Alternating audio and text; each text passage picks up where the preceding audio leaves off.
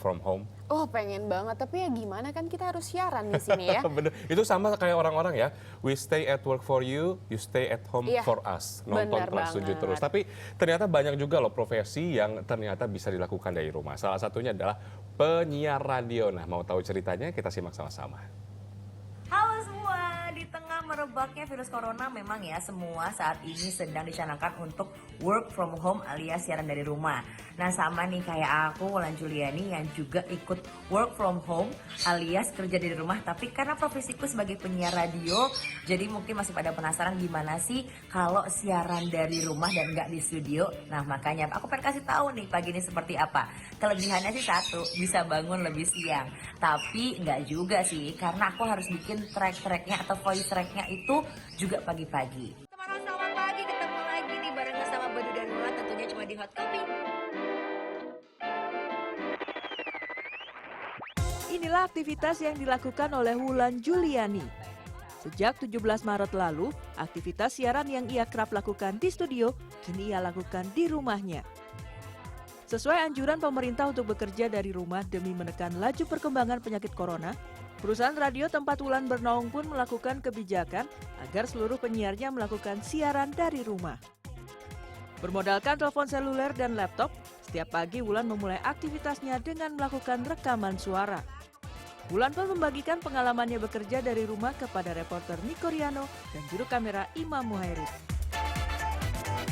Siaran di rumah sejujurnya senang mungkin karena bisa siarannya deket sama orang tua, deket sama orang-orang rumah, udah gitu lebih di rumah sih gitu kan. Terus keluarga juga seneng mungkin karena bisa ngeliat oh kayak gini ya anaknya siaran. Aku kan siaran berdua, jadi untuk tektokannya jadi susah. Akhirnya buat cutnya itu atau ya buat per cutnya itu sendiri-sendiri. Pagi Napo, Kemal dia sama Senyorita siaran dari rumah. Yeay! Tak berbeda jauh dengan Wulan, siaran di rumah juga dilakukan Kemal.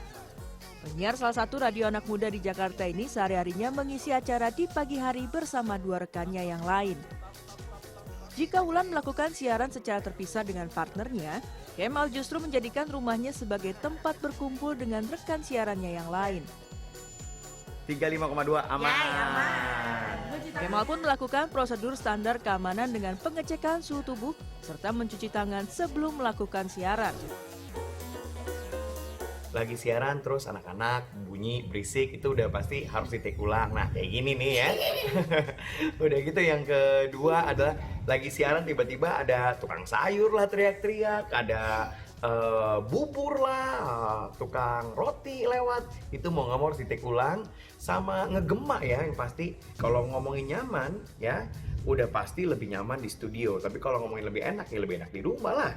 Gue nggak usah naik mobil, nggak usah jauh-jauh, nggak usah bangun pagi. Tapi kalau demi profesionalisme sudah pasti semuanya akan lebih baik dan lebih enak di radio dan di studio. Koreano, Imam Muhairib, Jakarta.